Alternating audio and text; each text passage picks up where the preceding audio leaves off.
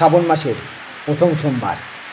এই শুভ দিনে ভক্তরা শ্রী শ্রী মহাদেব প্রভুর পুজোয় মনোনিবেশ করেন।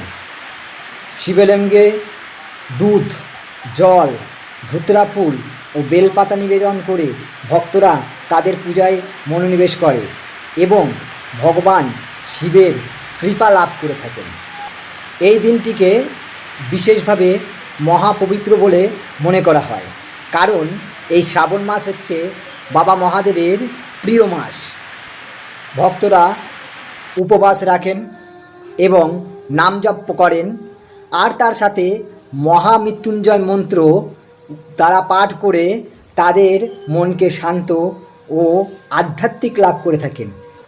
বিশ্বাস করা হয় এই দিনে শিবের পুজো করলে সমস্ত পাপ দূর হয়ে যায় এবং সকল ইচ্ছা পূরণ হয়।